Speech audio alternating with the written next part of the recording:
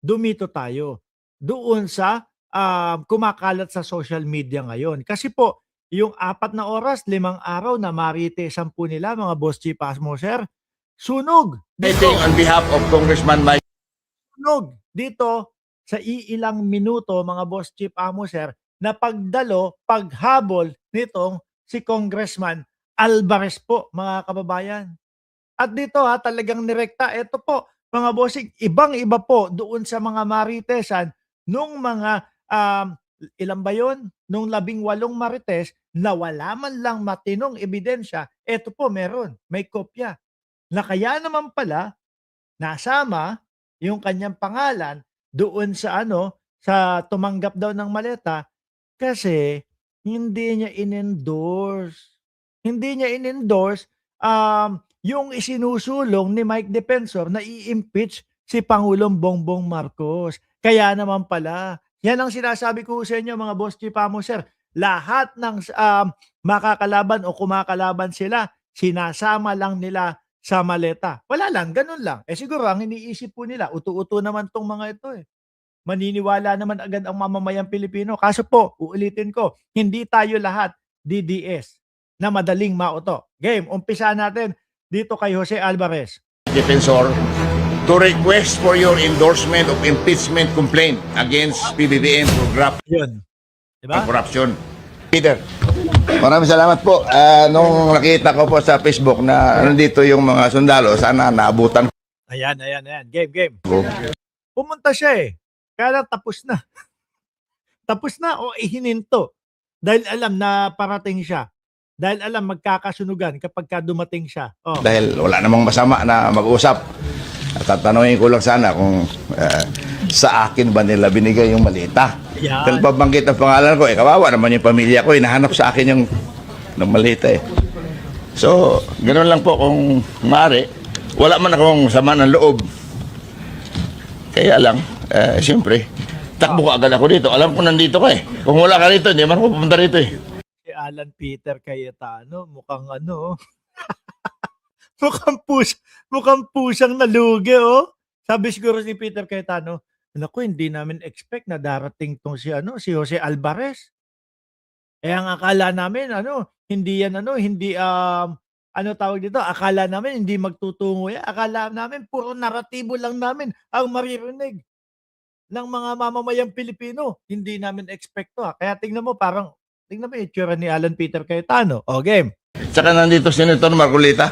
Alam naman nila, papasokin nila ako. Sabi ni Kunyang Live, natakot ang Marcoleta, umalis bigla. 10K boy, mukhang maamong tupa. Correct. I vehemently deny that meron po ako natanggap. Wala akong utang si Saldi ko sa akin. Wala din akong utang sa kanya. At wala kaming transaksyon na maaari ko siyang bigyan o maaari niya akong bigyan ng pera. Umalis na si Atty. Ronda. At saka mga kababayan hindi lang siya yung gustong pumunta dyan. Rumekta dyan. Yan yung sinasabi ko sa inyo. No? Na kapag ikaw ay pinagbibintangan at may sinasabi sa yung hindi katotohanan o walang katotohanan, agad-agad ka pupunta dyan At alam mo kung paano idepensa ang sarili mo. Pero tingnan nyo po yung kampo ng mga DDS. Sila Sara Duterte. Kabaliktaran ang ginagawa di ba? Halos hanggang ngayon wala tayong marinig na depensa galing po sa kanila. Sabi ni Ma'am Tamura, yes, matapang din si Alvarez. Basta nasa katotohanan siya. Sabi ni Toys, Sir Mark, alam po nila kung saan dumaan at kung anong oras sila dumaan, anong sasakyan. Baka itago ang CCTV, sabi ni Toys. Nauna nang umalis. Kausap ko siya noong isang araw. Pakiusap ko sa kanya, kumuha ka lang ng isang note kay Saldi kung makausap mo siya na wala si Saldi pinadalang malita sa akin. Yun lang po, hindi ko sinasabi na hindi totoo yung mga sinasabi ng mga Marines, So, ang gusto niya lang dito, iligtas yung sarili niya dahil nga isa siya doon sa napangalanan nung 18 marites mga kababayan. Pero kapag kaganyan po, di ano pa yung ibang mga pangalan doon? Di gawa-gawa lang din. Di ba? Kapag, ito, ayaw pumanig sa atin nito, ayaw pumirma, ayaw mag-endorse doon sa isinusulong natin na impeachment kay Bongbong Marcos. Sige, isama mo na yan din sa maleta. Sabihin mo, nakatanggap yan ng maleta. Eh di gano'n na lang din po yung mga yon, mga kababayan. Kayo ha, mga DDS ha, oy defensor ha, yung naratibo mo, galawang kupal yan ha. Ang akin lang na ako, wala akong tinanggap personally for me. Dahil, modesty aside, ganito lang po ang buhay ko, hindi naman ako naghahangad ng malita-malitang pera. Ganun lang po.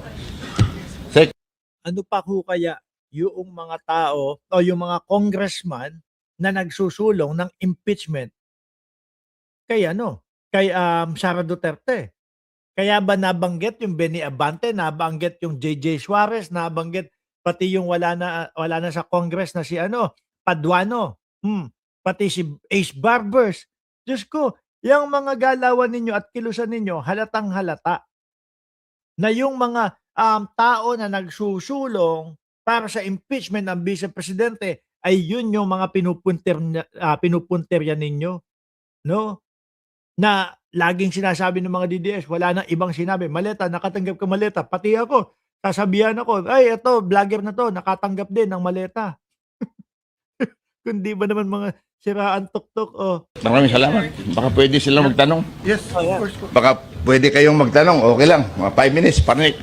I'm not taking Dito na po talagang nasunog na eh. Sabi ni Poring Barangan, City of Carcar, Cebu. Good morning po sir. Maganda umaga din po. much of your time. Take your time. It's your right. Nabanggit kasi. Salamat ako dahil nakahabol pa ako. Akala ko abutan ko sila eh. I just want to ask them, kanino nila binigay? Ito, nakatunog. Tingin nyo, nakatunog sila. No? O padating yung isang nabanggit ninyo. Biglang tigil, hinto yung hearing. Di po ba, mga kababayan? Oh, alis na kayo dito, baka maano kayo. Pero mamaya po, no? Tatalakayin natin yung pag-iimbita sa 18 Marites doon po sa totoong Blue Ribbon Committee. Dahil ito po, mga kababayan, itong nangyayari at ginagawa po na ito, mga Boss Chief Amo, sir, Green Ribbon Committee to, no? Maberde, mga Duterte Ribbon Committee lang po ito, mga kababayan, mga Boss Chief Amo, sir. Dahil wala man akong tinanggap sin. Or, Actually, nakita ko text nyo po, tapos na rin talaga. oo. At pinakyat ko, but precisely why we want everyone named to have their Ulit, nakita ko yung text mo, tapos na din talaga. Ganun ba? Parang itinext niya si Alan Peter.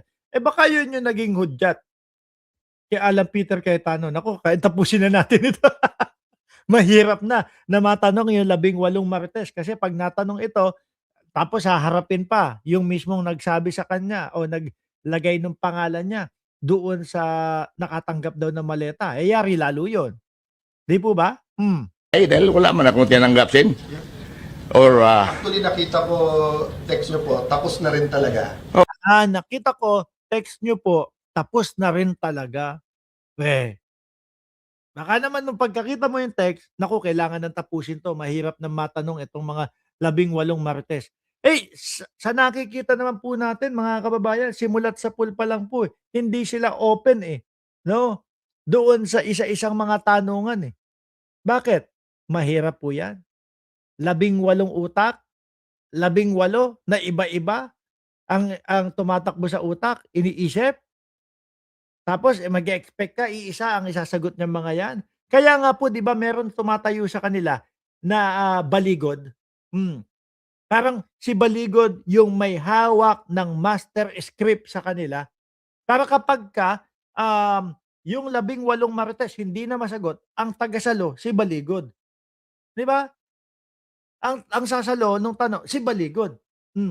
Ganyan mo 'yan mga kababayan Kaya nga ayaw pumayag ni baligod, ayaw pumayag nung 18 Marites na isa-isahin sila ng mga NBI dahil mayayari sila. At pinakyat ko, but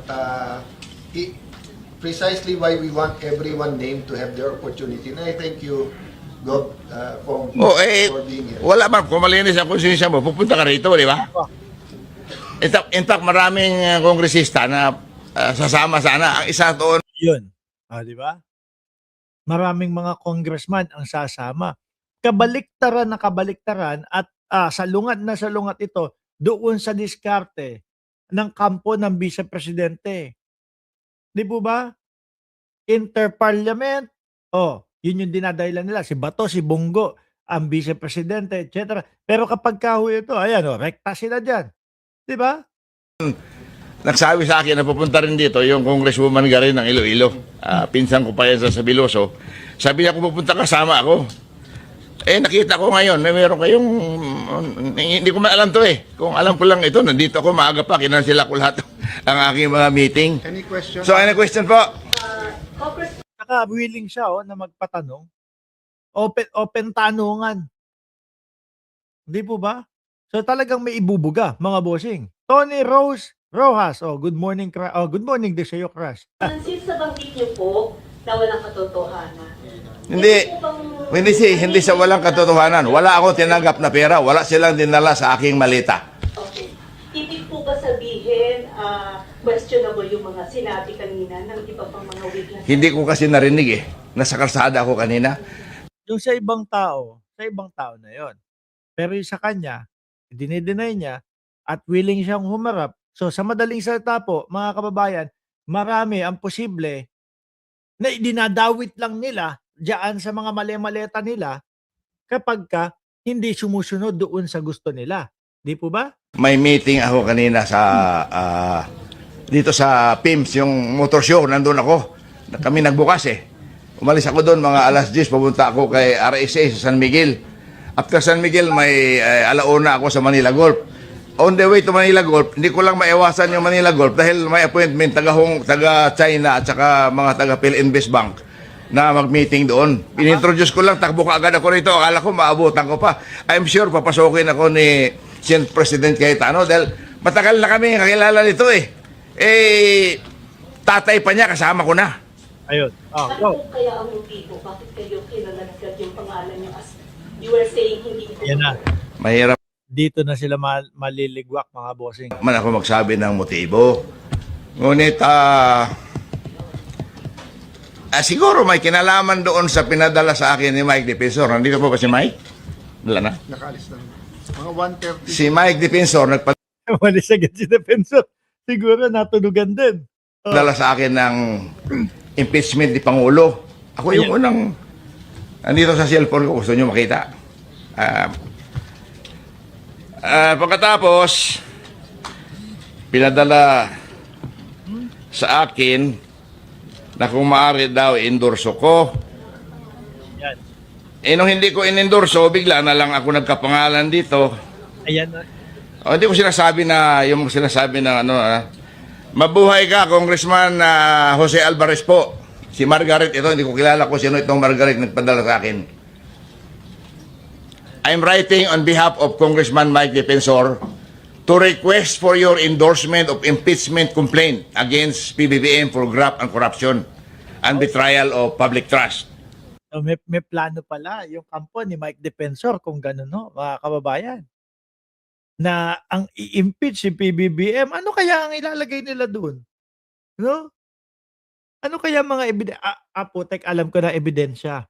Ang ebidensya, yung picture nung isang Marine na nagpa-picture o nag-selfie kay Pangulong Bongbong Marcos na sabi ni Amy Marcos, itago daw po dahil ebidensya daw po yun. Sabi ko, para eleksyon pa kinuhanan yan Tapos gagawing ebidensya, gagamitin ebidensya.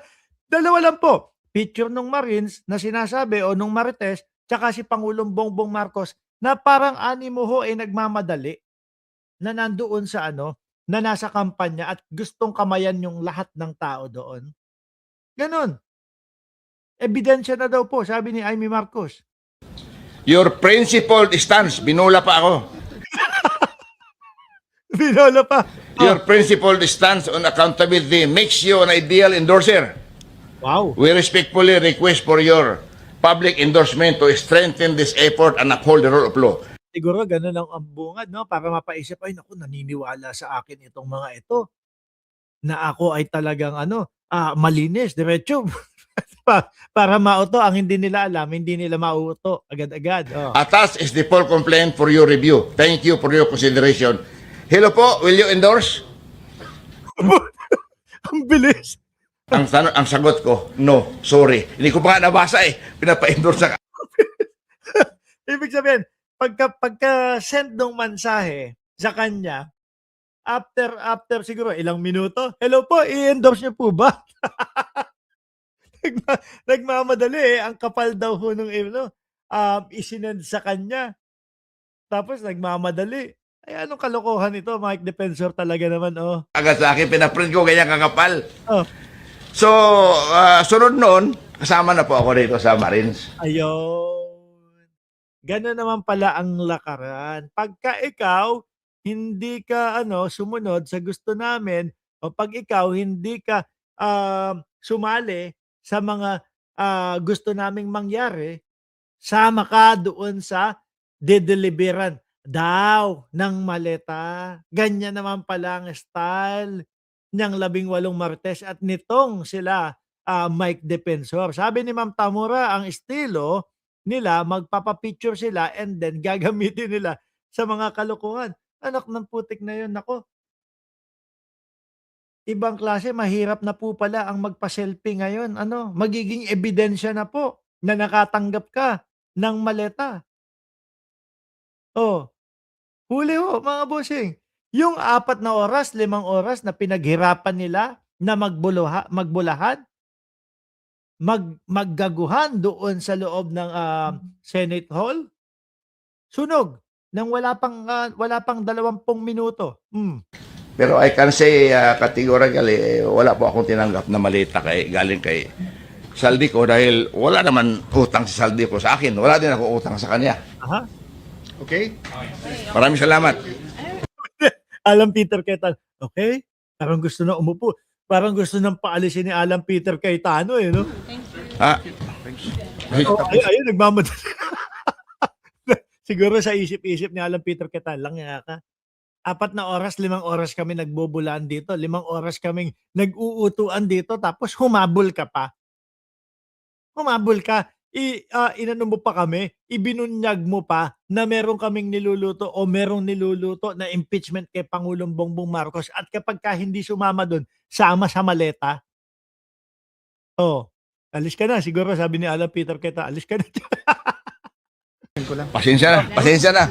Ah, And thank you very much. mukhang mainit ulo ni ni Peter Cayetano Oh, kaya mukhang di masaya doon sa sinabi ni Sir Sa What is the most sa relation niyo kay Sara? Sabi ni Peter, lang yato, humabol pa to. baka lalo pa akong mayari dito. Kung wala po talaga. Kakilala. Si Exaldico, congressman, kasama ko sa House. Vice Chair ako ng appropriation since 2022 up to 2025. Pero outside the house. Sinasabi nga doon na palagi ako nakikita sa anong bahay, Park House. Oh, I'm always seen in the Park House. Wala ko. Saan ba yung Park House na yan? sabi ni Ma'am Delia Rosario, grabe ensayo nila sa ni Marcoleta tapos mabobokya lang kay Alvarez. Hindi ho ba? Ang tagal-tagal nilang nagbulahan, nag-utuan doon, halos 5 oras. Tapos yung habol ni Alvarez na hindi pa nga ata 15 minutos sunog na agad lahat. Wala ko alam kung saan yung Park House. I do not go to Saldico's Horizon Homes. I know he had an apartment there. Kaibigan ko sa Saldico, bakit? Wala mang masama eh. Aha. Vice Chair ako sa appropriation. Ngayon, Vice Chair pa rin ako sa appropriation eh. So gusto ko na sana, naabutan ko yung mga Marines para at least, sa akin ba yung talaga binigay yung pera? We will make sure. Yun yung maganda doon no? Kung naabutan. At mga kababayan, nako kung naabutan to, malamang magkakautal-utal itong mga Marines na ito. At yung pagkakasabi ni Alan Peter Cayetano, na pagkatanggap ko ng text mo, tapos na talaga. Duda ko, yun yung naging hudyat ni Alan Peter Cayetano para tapusin agad Para pagdating nito, alis na yung mga Marines, labas na yung mga Marines, hindi na siya makukompronta. At baka mahalata lang po na magkautal-utal yung mga Marines nila. No? Na ang sabi, sino may sabi nun? Si Amy Marcos ba o si Pia Cayetano? Na hero daw po. Ay hindi, si Loren Legarda. Hero daw po yung 18 Marites. Tapos nabanggit din yung pangalan niya. na in the next hearing, inform lahat. Hindi, But what I wanted Tawag mo na ako para But I want to assure yung cabinet at saka, yun nga, Wala na. tao ang mag-judge, pero welcome kayo i-confront. Walang yung parliamentary witnesses. Yes. courtesy. Pupunta ako rito dahil we just want to confront kung ano yung... Hindi man ako delikado, Senator Alan. Kung mayroong tatlong malita, tatanggapin ko, di ba? Gusto tatanggap din na pala to. Oh, Basta walang resibo pinapapirmahan. gusto wala resibo pinapapirma. Di ba? Nagbibiro lang si Congressman, but he's here to clear his name, Kawawa naman ako. which is the process. Diba? Di ba?